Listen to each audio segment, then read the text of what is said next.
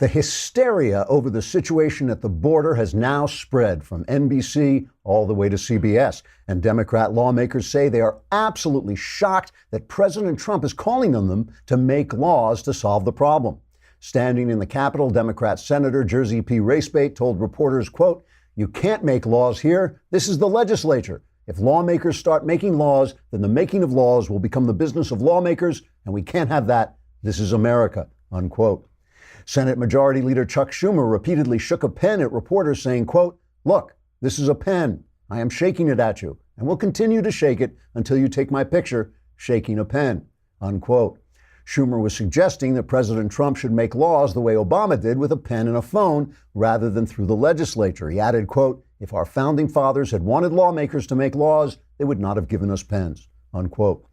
Meanwhile, angry, irrational mobs seething with rage gathered to read the news on several networks as well as CNN. And of course, as always, Planned Parenthood weighed in with a tweet saying that children should not be separated from their parents at the border, but should instead be pumped full of poison and then have their arms and legs ripped off before their body parts are sold for cash. So basically, it's just another day on the American left. Trigger warning, I'm Andrew Klavan, and this is The Andrew Klavan Show. I feel hunky-dunky, life is tickety-boo. Birds are winging, also singing hunky-dunky-doo. Ship-shape, tipsy-topsy, the world is zippity-zing. It's a wonderful day, hurrah, hooray! It makes me want to sing. Oh, hurrah, hooray! Oh, hooray, hurrah! All right, it is mailbag day. So that's how you know when you hear the screaming. And that means that as we start this show, you have terrible, terrible problems. By the end of the show, all those problems will be gone because I will have answered all your questions. Wahoo! My problem was solved by Black Rifle Coffee. You know what my problem was? I cannot go into Starbucks anymore. I just can't. The leftism is smothering the idea that they apologize for getting rid of trespassers, that they are bullied by, social justice warriors. I can't stand it. And the answer is Black Rifle Coffee. They sent us coffee. This is coffee made by patriots, by former special operation vets. So it's not just good coffee, it's good coffee made by people who love this country. And as they said, that shouldn't be a political point, but sometimes it is, which is just stupid. And in addition, and I'm cleaning that up. These guys are really funny. They're great to talk to. In addition to great coffee and gear, Black Rifle has a coffee club that makes things easy. No lines, no running out, just great coffee shipped right to your door every month, hassle-free. And they also give a portion of their sales to veterans and first responder causes. Visit blackriflecoffee.com/Klavan and receive 15% off your order. That's blackriflecoffee.com/Klavan for 15% off. blackriflecoffee.com/Klavan. I have just tried the coffee. It's wonderful, and I'm going to join the club. And I don't get that for free, but I will join it. So I know what you're saying. Yes, but please, how do you spell Klavan? You should check our sponsors. You'll love what you'll be saving. But you must remember, there are no E's in Klavan. There's jobs and flowers, crates and wine, and all the folks are raving. But you have to spell it right. There are no E's in Klavan. There's stamps and sheets and mattresses. There's magazines and shaving. But if you want the discount, there are no E's in Klavan. Well, you can even have them bring the meals that you are craving. There is an E in Andrew, but there are no E's in Klavan. Are no E's in Klavan. Klavan, there are no E's in Klavan. All right. You know what frustrates me with my fellow conservatives? What frustrates me with my fellow conservatives that they do not understand is every problem in this country is two problems. It is the problem and it is the press. And they don't get it. The press is one of the biggest problems we have in the country. You know, the news, and I'm not being reactionary. I'm always warning people about being reactionary. Just because the left says something doesn't mean the opposite is true. Just because the left says something doesn't mean they don't have a point. Sometimes they, even a stop clock is right twice a day. But the problem is the way the press plays the story and what they want out of the story makes you so angry and it's so dishonest, and it's always on one side. It's part of this elitist Western suicide group. It's the weirdest suicide in the world because they don't kill themselves, they kill you, and then they sit around drinking Chardonnay saying, wow, I'm sure glad we committed suicide. Now you're dead. You know, that's all they want to do is destroy Western civilization, and it's hard not to be reactionary, but it's part of the problem, and it's why I appreciate, it's why I appreciate Trump more than sometimes he may personally deserve. The news right now, the number of Americans seeking Social Security disability, which is a huge problem under Obama, it's plunging, right? Why? Because of the Trump economy. If you have an adult child living at home, he may be moving out because more kids are getting out of their house. That was a huge problem under Obama. Why? Trump economy. The number of housing starts is at an 11-year high. Lots and lots of good news. And we'll get back to some of that good news. But that is what we're not covering because of the press. And this whole thing, listen, it's bad at the border. Do not get me wrong. I do not want to see children crying and separated from their parents at the border. But you know what? There's lots of children crying for lots of reasons. Children are crying in Chicago and Baltimore and St. Louis because Democrat policies have left them open to violence in poor neighborhoods. Nobody's covering that. So it all depends on which crying children you cover, right? And that is the thing. We have to learn not to be bullied by the press. And so my feeling is, look, Trump is trying to enforce the law at the border to discourage people from coming over. I think that's the right thing to do. This idea, and this is the other thing. This show is now covering the news one day before it happens. Didn't I tell you that they were going to the Republicans are going to put forward some decent solutions, and the Democrats are going to say they will not do it? Chuck Schumer essentially told his people, do not sign on to anything that the Republicans try to do, because we want to keep the focus. This was a quote from him, apparently. I don't think this was recorded, but he said, we want to keep the focus on Trump. And then he showed up with this pin thing, right? Because we all know in America, the way laws are made, it says in the Constitution, the president shall use his pen to write laws, because we do not want the legislature. He's offended. He's offended that lawmakers should be taxed with making laws. This is clearly a job for the legislature. So here he is shaking his pen at the press. There are so many obstacles to legislation, and when the president can do it with his own pen, it makes no sense. Ryan, the president signing it, attaching it to things that are unacceptable. Legislation is not the way to go here when it's so easy for the president to sign it. It's an excuse. The president can change it with his pen.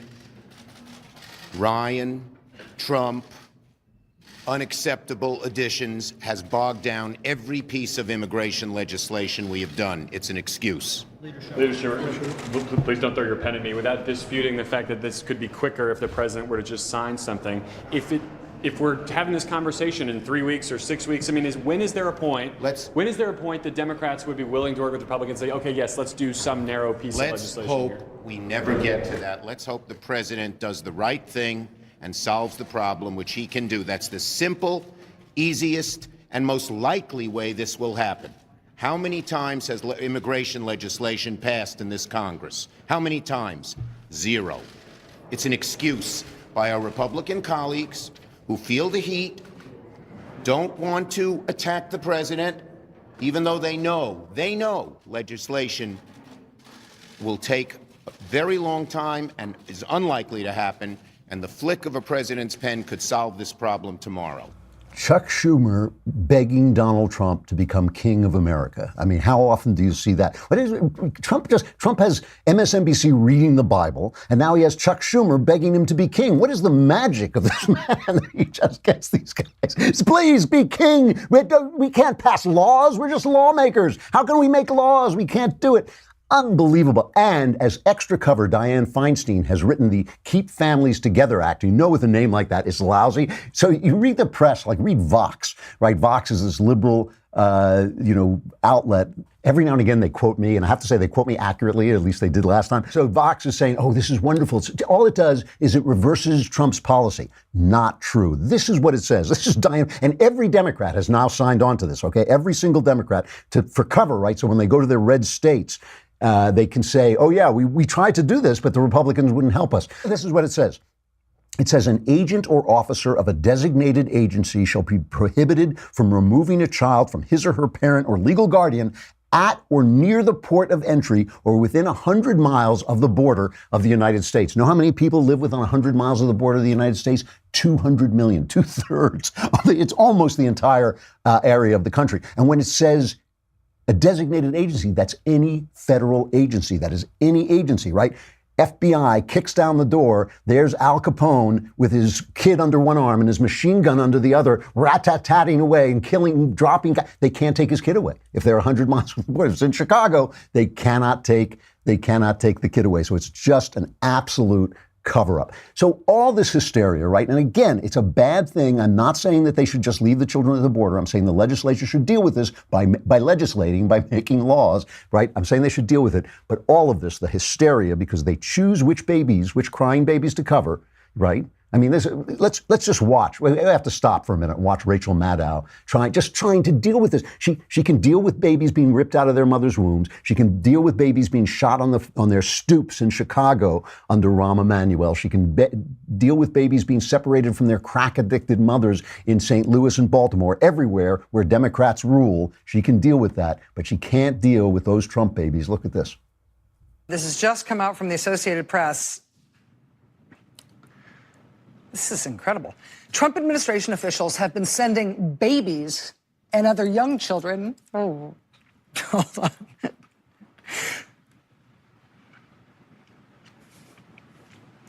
To at least 3.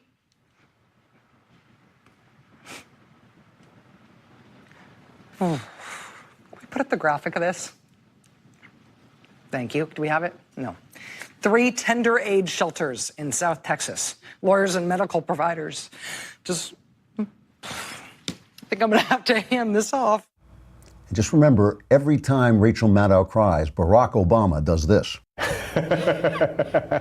Because it's all to cover up what's being exposed. This is part of the good news, is Barack Obama is being exposed, and that's why this is happening right now. That's why this hysteria is taking place right now. So we're going to get to the good news in just a minute. Well, actually, part of the good news is Quip toothbrushes, right? Because you don't have to, when you travel, and I'm traveling all the time at this point, I'm constantly on the road. I do not want to take a gigantic electric toothbrush with me because it's like traveling with a cannon, right? And an electric toothbrush is important. It will get your teeth much cleaner. But Quip is the new electric toothbrush that packs just the right amount of vibrations into a slimmer design at a fraction of the cost of bulkier traditional electric brushes. Guiding pulses alert you to when to switch sides, making brushing the right amount of time effortless. And Quip also comes with a mount that suctions right to your mirror and unsticks to use as a cover for hygienic travel anywhere, whether it's going in your gym bag or your carry-on. Quip's subscription plan refreshes your brush on a dentist-recommended schedule, delivering new brush heads every 3 months for just $5, very important, and includes free shipping worldwide. Quip starts at just $25, and if you go to getquip.com/Klavan right now, you'll get your first refill pack free with a Quip electric toothbrush. That's your first refill pack free at getquip.com/Klavan, spelled GETQUIP.com. Yes, but how do you spell Klavan? It's KLAVAN. So Obama, the good news is that Obama's corruption, which just went through every agency, State Department, the Department of Justice, the IRS, is now really being exposed. They had Mark Horowitz for the second day before Congress testifying about his report. He's the Inspector General, right? And he did the report on the Hillary Clinton email investigation. He's now working on a report on the Russia collusion investigation. Mark Meadows came out afterwards and said that the FBI seems to have, he believes that there's growing evidence that the FBI altered documentation of witness interviews in the Hillary Clinton and Russia probes. And CBS News says that Peter Strzok, the FBI agent and lover boy who was saying all this nasty stuff about Trump, he was escorted from the FBI amid disciplinary proceedings against him over anti-Trump text messages. So stuff is actually happening. The FBI is responding, even though they're stonewalling Congress. At the same time, they're also starting to clean up a little bit. I don't see how they can help it. Trey Gowdy, some of the stuff that happened with Horowitz was unbelievable. Trey Gowdy went after him about how they could question, how they could make decisions to let Hillary Clinton off the hook before they'd even interviewed her. Here he is. Given the fact that you and I agree that actually talking to the witness, the suspect, the target might be, absent a contemporaneous recording, some of the better evidence on knowledge and intent, how in the hell was Jim Comey able to draft an exoneration press release 6 weeks before that interview took place? I think it's clear from looking at what we uncovered that by that point in time, they had largely concluded what they had concluded. But my question is, if what you're missing was knowledge and or intent, and the single best repository for that evidence is the person you've yet to talk to, how in the hell can you make that conclusion? I think I'll give you what the answer was that we got back, which was, of course, we kept open the possibility that we would find some evidence that would change that view. That was the explanation we were given. If that were true, did you find drafts of inculpatory press releases? We did not. See, now that's the past. I mean, this is good news that this is coming out, because now the full story of the Obama administration, its failure, all its corruption, the way it turned our government into a Chicago-style machine, is going to come out, and that's important. That is going to change people's minds. It's going to get to people. It takes time. I understand it's frustrating. The press is covering it up. The press is screaming about the border to keep it from getting out. It will get out. The truth will out in this case. And the important thing, that's Trey Gowdy covering the past, but the important thing, as I said, I think it was Monday, is what's going on now. Because when the DOJ turned over some of these emails, they left out this shocking email in which Peter Strzok, key investigator in both Hillary Clinton and the Russian collusion investigation and the Mueller investigation, until Mueller caught him and fired him, to Mueller's credit, he was saying that we are going to stop Trump from being president. And when they got those text messages, that was left out. And here's Jim Jordan questioning Horowitz about that, because that's what's happening right now. What we have done, as we found these texts, is send them to the department and for them to produce it to Congress. And that's what we did in May. And who at the department, though? We sent it to the Office of Deputy Attorney General and So Mr. Rosenstein. In his office. Mr. Rosenstein made a decision that instead of us seeing the most explosive text message between these two key agents who were on the Clinton team, the Russia team, and on the special counsel team, he made a decision to wait a month for us to see that text message. I can't speak to whether anyone made a conscious decision. I would just say there was, in that fourth recovery that we made in May, there was 100,000 plus lines of text to go through. All of them we'd found before. This one was one we hadn't. We didn't see it or pick it up until June. And did you not see it, or was it hidden from you? Because we have the text message right before it and the one that happened right after it, but somehow that one, the most explosive one, was missing from the pages that we got months ago. So you remember yesterday I was talking about the rule of law, that the rule of law is the machine that preserves your equality and your freedom, okay? And just look at how the left, everywhere they operate, is against the rule of law. They're against it at the border. They don't want there to be a border. They don't want people to be prosecuted for breaking the law at the border. They obviously just felt fine about using the FBI to skew elections, to dump Hillary Clinton's investigation. They felt fine about that. They feel fine about putting judges on courts who will not interpret the law but will make up law from the bench. They feel fine about it. The laws of America are getting in their way because the founders did not want what the left wants. The founders did not want what the left wants. They wanted a government at odds with itself. They wanted a government of enumerated powers. They wanted a government that was so busy fighting among itself that left you free to do what you want and do what you could and live the life that you could live. And instead, the left has been carefully, since the turn of the last century, has been carefully building this administrative state that is accountable to nobody. It has been using our organizations to shut people down and shut your freedoms down. And it's being exposed. And this is a good thing. You know, you can say, well, Donald Trump has all these flaws, and you know that I believe he does, right? And but when I think of what would have happened if he had not been elected, I'm grateful. I'm grateful he's there. I'm sorry that, we couldn't send a Ronald Reagan. I'm sorry that our culture can no longer, at least right now, produce another Ronald Reagan. But I'm glad we didn't get what we would have gotten if these clowns had been left in power, if Hillary Clinton had been left to cover this stuff up. It's good news that it's coming out. More good news from our beloved Nikki Haley. I think we've all got an immense crush on Nikki Haley at this point.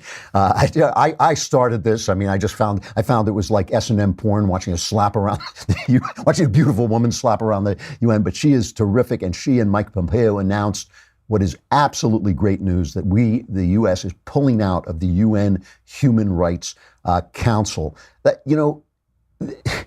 I love these things that have these names, right? Names are important, right? Like, zero tolerance. What is that? Well, it's obeying the law, so it's not really zero tolerance. It has nothing to do with tolerance or zero. It has to do with obeying the law. What is the Human Rights Council? It is a council for attacking Israel. They have condemned Israel close to 70 times, right? They've attacked Syria. This tells you everything you need to know. 20 times. Okay, they've attacked Iran 6 times, Israel 70 times, free country, human rights, rights for women, rights for minorities, all that stuff 68 times. I'm sorry, the Human Rights Council has condemned them. So here is Nikki Haley talking about the fact that she went to them a year ago and begged them to reform, and basically said, hey, reform or we're out. This is cut number 4. One of our central goals was to prevent the world's worst human rights abusers from gaining Human Rights Council membership. What happened? In the past year, the Democratic Republic of Congo was elected as a member. The DRC is widely known to have one of the worst human rights records in the world. Even as it was being elected to membership in the Human Rights Council, mass graves continued to be discovered in the Congo. Another of our goals was to stop the Council from protecting the world's worst human rights abusers. What happened? The Council would not even have a meeting on the human rights conditions in Venezuela. Why? Because Venezuela is a member of the Human Rights Council, as is Cuba, as is China. Similarly, the Council failed to respond in December and January when the Iranian regime killed and arrested hundreds of citizens simply for expressing their views. I'm glad that she can't pronounce the word similarly either, because I can't either. Similarly, I can't pronounce similarly. And then she goes off on the Israel thing, and this is so important. I mean, this is a bulwark of Western civilization out in the Middle East, and that's why the left hates it. They hate it because they hate themselves. They hate the West. They hate the freedom of the West. They hate the freedom that it gives ordinary people, those people that they don't know and don't like and never see and despise in flyover country. Here she is talking about the Human Rights Council on Israel. There is the matter of the chronic bias against Israel. Last year, the United States made it clear that we would not accept the continued existence of Agenda Item 7, which singles out Israel in a way that no other country is singled out. Earlier this year, as it has in previous years, the Human Rights Council passed 5 resolutions against Israel, more than the number passed against North Korea, Iran, and Syria combined. This disproportionate focus and unending hostility towards Israel is clear proof that the Council is motivated by political bias, not by human rights. Excellent news that we're pulling out of that. I think we should pull out of the entire UN. I'm sure there's some argument against that, but I can't think of it offhand. One more piece of terrific news that I've been wanting to get to all week. The Southern Poverty Law Center. Here is Sohrab Ahmari, a really good writer, writing in commentary. He says, few left-wing pressure groups are as vicious and mendacious as the Southern Poverty Law Center. Founded in 1971, the SPLC today mainly exists to smear opponents of full-spectrum progressivism as bigots and extremists. And I was joking the other day that they had said they had called out Knowles and Shapiro, and I felt left out, and I wanted you guys to mobilize and get them to call me hateful. We failed. What can I say? But it's not all bad news, because the SPLC the Southern Poverty Law Center has been held to account. The group publicly apologized to Majid Nawaz and agreed to pay his organization, the Quilliam Foundation, some $3.4 million to settle a defamation suit because he called Nawaz hateful. Nawaz is a guy who fights both Muslim extremism, Islamic extremism, but also fights anti-Islamic hatred. He is a guy doing God's work, and they wanted to shut him down. Now, because of this decision, some 60 groups are thinking of suing these guys. They should be sued. And remember, Google, YouTube, Twitter, Facebook, they're all using SPLC to vet their news. And this is just a left-wing hate group, and it should be exposed and destroyed. A lot of good news out there. A lot of good news. Don't let the crying babies, drown that out. Obviously, like I said, I want that problem fixed at the border. I want a lot of problems fixed that the left has caused that involve crying babies. But don't forget that this news is being amped to the point of hysteria to drown out the good news that is actually taking place. All right, we got the mailbag coming up. All your problems will be solved. And if you didn't get a question in this week, you could get one in next week if you would only subscribe. Allows you $10 a month, and you get all your questions answered. Answers guaranteed correct and will change your life, sometimes for the better. Subscribe for a year. It's only $100 lousy bucks, and you get the Leftist Tears tumbler, which fills up magically every time I speak.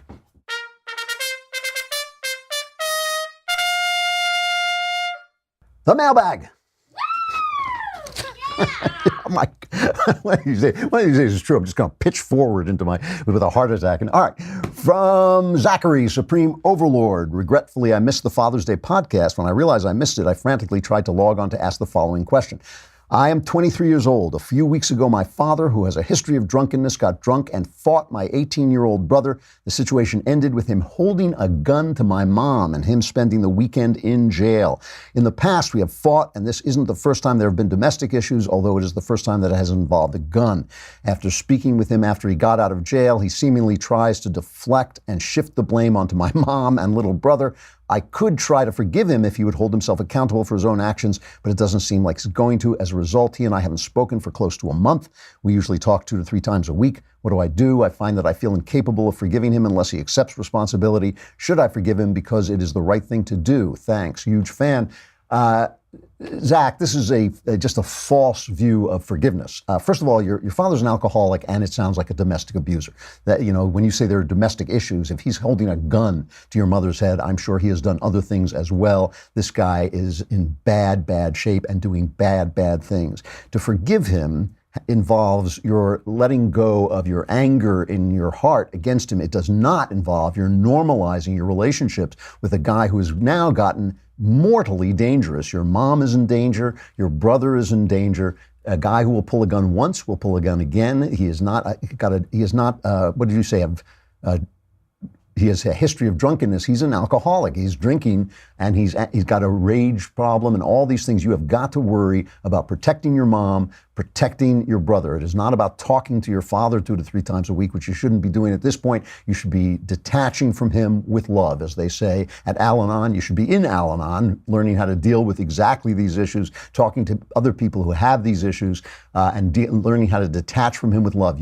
You can forgive him in your heart, but that has nothing to do with what your job is right now, which is trying to protect the people you love from a guy who has gotten really dangerous. Don't distract yourself with forgiveness at this point. That's not the issue. There will be time to forgive and time to detach with love. Make sure that your mom and brother understand that this is a dangerous guy who is out of control. Sorry about that, but that's the way it is. From Omar, hey Drew, I always appreciate catching your show and showing your videos to my friends. We enjoy your unique take and wit. I wanted to write to you about something I felt I've noticed more and more frequently, which is a lack of appreciation for American history. This is closely followed by a lack of appreciation for history as a whole. My father immigrated here when he was an adult and visited Gettysburg twice and developed a deep appreciation for the new country he now resided in. But I know many native-born U.S. citizens who couldn't tell you the years of the Civil War. Though still in college, I find this troubling because I believe in the many benefits of history, such as knowing your roots, learning from the past, and many more. My questions to you are, how do you interpret this trend? If you agree with me that it exists, do you think this hurts our society in some way, or is it negligible? Wish you all the best, Omar. Yeah, no, it's a really bad problem, and it was done on purpose. It was done by the left. They gutted our history departments across the country. They gutted history departments even in lower schools. They want to teach theory, which essentially means anti-American hatred in the guise of interpretive theory. The most popular textbook they use is that People's History, the United States by Howard Zinn. He says in the opening of it that it is written from the point of view of the victims.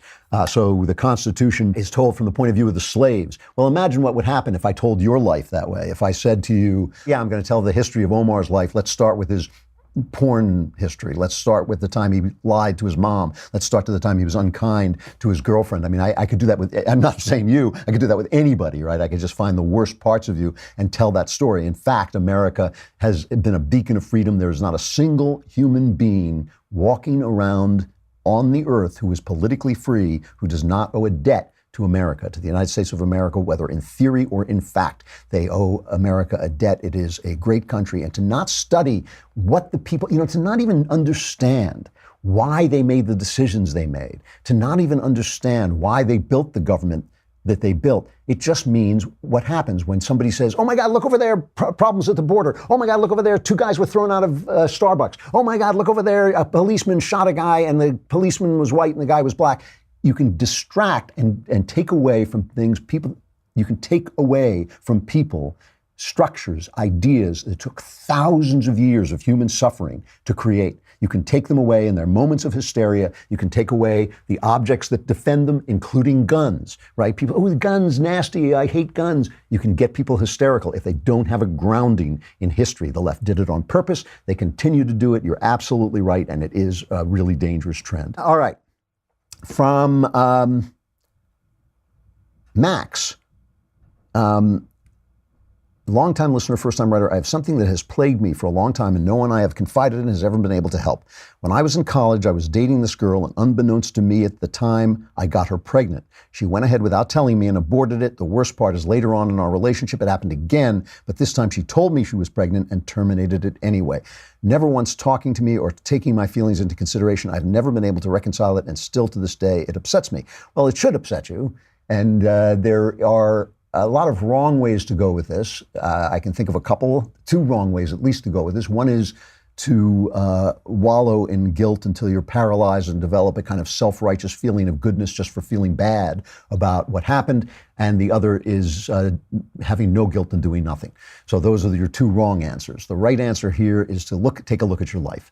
You may have known, you may not have known, but what actions that you took and you were involved in resulted in a catastrophe. The catastrophe being 2 separate lives extinguished on your watch. Now, you can say you didn't do it, you can say you didn't know about it. That's fine, and I do not want you to wallow in guilt. That's not the point. The point is, take a close look at your life and say, well, how did this happen, and how can it not happen again, right? That is where God wants you to go with that. He wants you to say, how did this happen, what did I do, and how do I keep it from happening again? Now, you can guarantee that it never happens again by not having sex until you get married. But I'm not even going to tell you what to do. I'm going to ask you a couple of questions. Why were you having relations with this, intimate relations with a girl who would do this? Did you know she would do it? If she had come to you and told you, would you have married her? If not, why not? What did you know about her that would have kept you from marrying her? What were you doing here? What were you doing? So it's like if you're angry at her, that's a waste of your time. The question is, what were you doing that led to this, and how can you change your life so that it doesn't happen again? I'm not going to give you the answers to that. Like I said, the sure and certain one is not to have sex with anybody until you get married. That's a good one. But you want to come up with, you got another one? Go ahead. But I want you to ask yourself why you were in a relationship with this woman. How did it come to be that twice in a row this happened? That is on you, and you got to look forward into the life ahead and make sure it never happens again. You got to look in the mirror and ask yourself those questions. From Alex, why is life worth living? I love that. Well, at least you get right to the point. Why is life worth living? That is like asking that is like asking, why should I have sex with the wife I adore? That's what it's like asking, okay? And the answer is pretty much the same, because it's the pinnacle of existence. It is what you are here to be doing. It is the joy that you are doing. And if it's not, the reason is why not. The answer is you're not doing it right. That's all it is. You're not doing it right. So actually, you're asking the wrong question. It's not why is life worth living. It's how is life worth living, right? Once you understand how to live life, the answer will be self-evident, right? It is self-evident why you make love to the woman you love, right? That's self-evident. You don't need to write me and say, why is this worth doing? You know, right? But it's because you know how, hopefully, to do that. Well, how do you do that? Maybe the answers are the same. How do you make love so that the answers are obvious? Well, the biggest thing is you pay attention. You pay attention. You don't pay attention to you. You pay attention to the person you're in love with. You pay attention to, in this case, to life. You pay attention to life. You know, I don't want to get facile, because paying attention is a really difficult thing.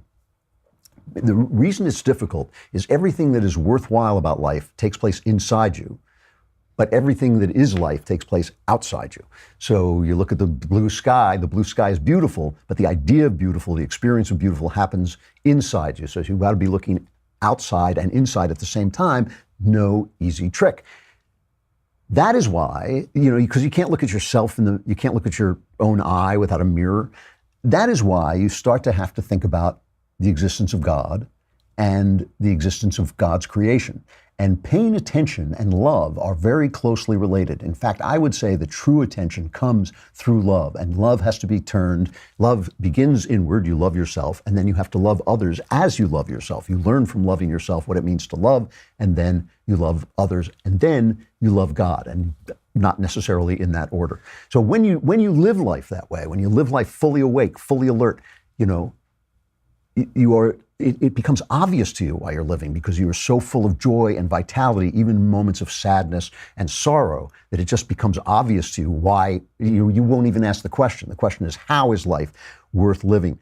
And by the way, I believe that this is what the Gospels are about. Everybody else thinks the Gospels are about, don't do that. No. It's about telling other people what you should be doing. But Jesus is always talking about this. What keeps you from paying attention? Fear, anxiety, worry. Let not your heart be troubled, neither let it be afraid.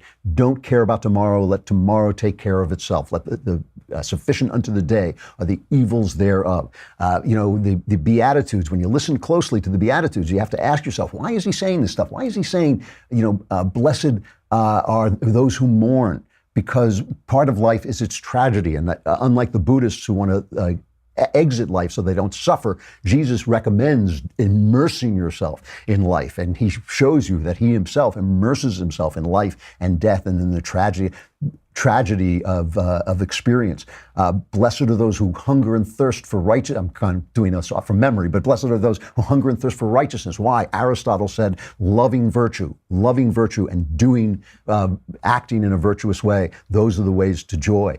So all these things, it is in the Bible, but if you love God and you love your neighbor, and those were the two big ones that Jesus pointed to, he said everything else hangs from that. All the rules we come up with, they hang from that. And when the rules no longer serve those two commandments, love God, love your neighbor, get rid of the rules. Love God, love your neighbor are the hook that all those things hang on. If those rules are not serving that hook, then if they're not hung on that hook, then they've become empty.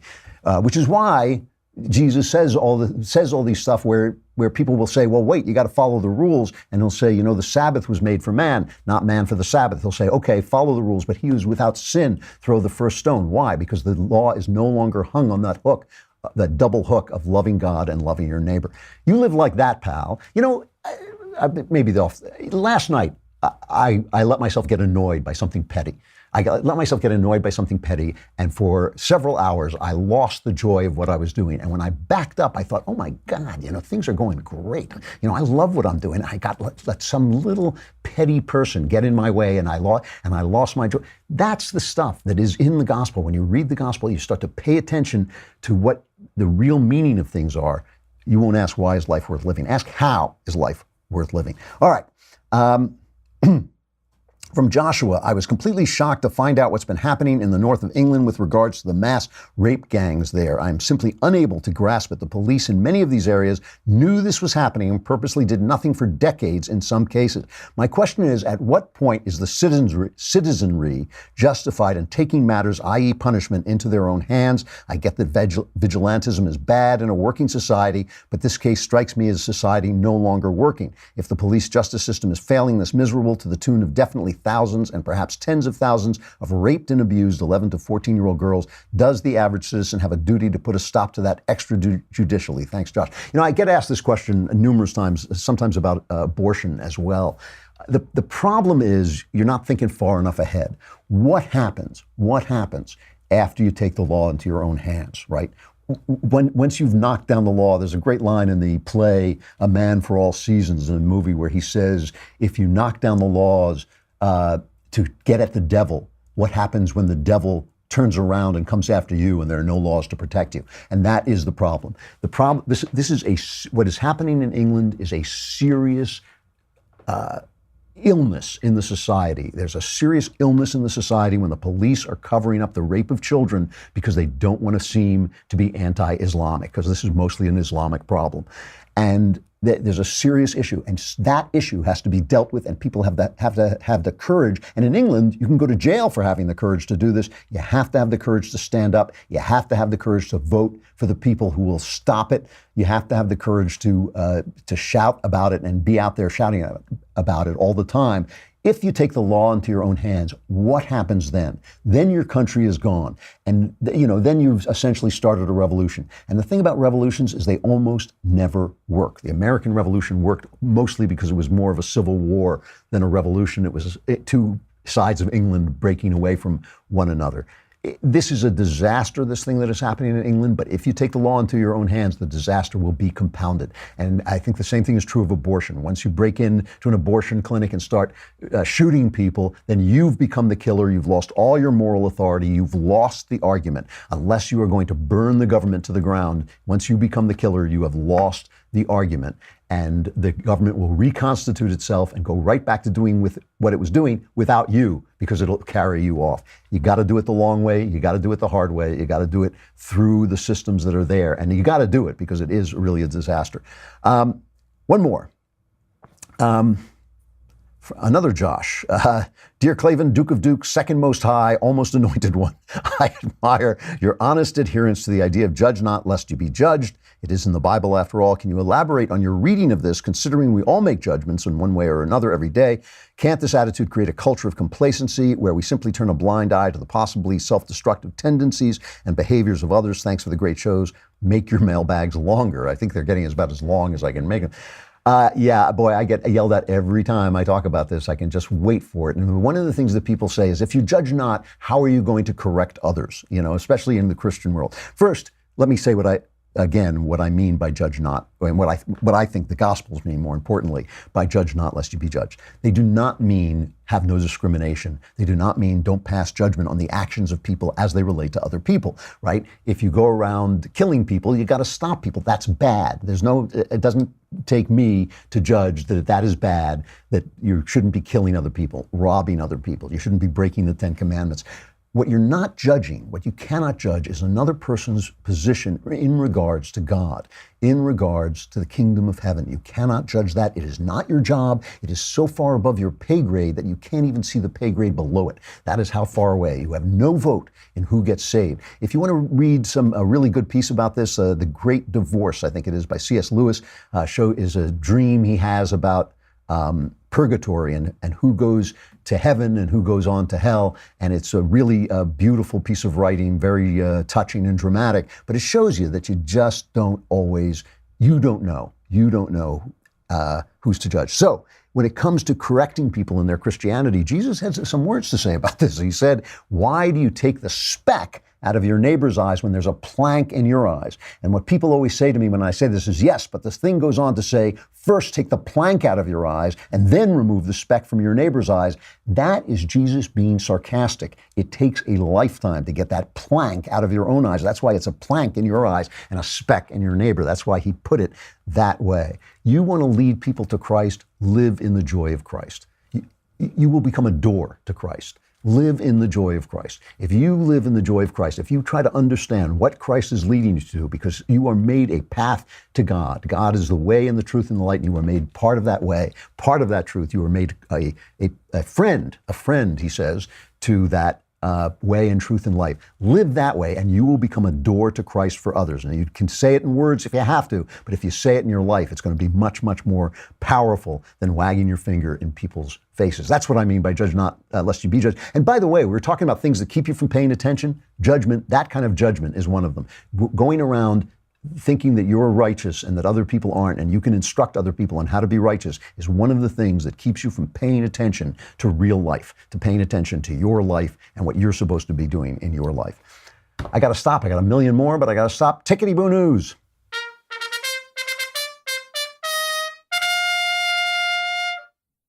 I know everybody complains about Hollywood, but we got to say that Chris Pratt made a speech the other day that was unbelievably great. It was funny, it was self-effacing, and it was profound. Chris Pratt, obviously the big star of the new movie, the Jurassic Park he's in, and of course he's also in the Guardians of the Galaxy. Huge star. He was given one of these generation awards, which are just basically promotional awards, but this one promotes the young generations from MTV, and he made a speech where he gave 9 points of rules for life to the young people there. Here are the last few. Number 6, God is real. God loves you. God wants the best for you. Believe that. I do. Number 7, if you have to poop at a party, but you're embarrassed because you're going to stink up the bathroom, just do what I do, lock the door, sit down, get all the pee out first, okay? And then once all the pee's done, poop, flush, boom. You minimize the amount of time that the poop is touching the air, because if you poop first, it takes you longer to pee, and then you're peeing on top of it, stirring it up, the poop particles create a cloud, goes out, and then everyone in the party will know that you pooped. Just trust me, it's science. Number 8. Learn to pray. It's easy, and it's so good for your soul. And finally, number 9, nobody is perfect. People are going to tell you you're perfect just the way you are. You're not. You are imperfect. You always will be, but there is a powerful force that designed you that way. And if you're willing to accept that, you will have grace. And grace is a gift. And like the freedom that we enjoy in this country, that grace was paid for with somebody else's blood. Do not forget it. Don't take it for granted. Wow. Wow. That was hot. Like the freedom we have in this country, your grace was paid for with somebody else's blood. That about tells them everything they need to know for a happy life. That is amazing. Good for Chris Pratt. You know, we always talk about Hollywood doing this, Hollywood doing that. That is Hollywood. He's as big a guy in Hollywood as there is.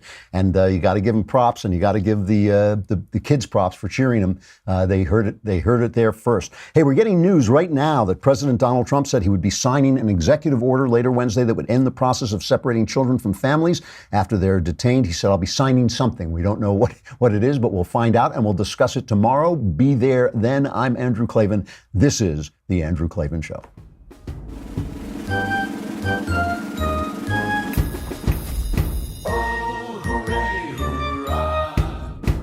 The Andrew Klavan Show is produced by Robert Sterling. Executive producer, Jeremy Boring. Senior producer, Jonathan Hay. Our supervising producer is Mathis Glover. And our technical producer is Austin Stevens. Edited by Emily Jai. Audio is mixed by Mike Cormina. Hair and makeup is by Jesua Alvera. The Andrew Klavan Show is a Daily Wire Forward Publishing production. Copyright Forward Publishing 2018.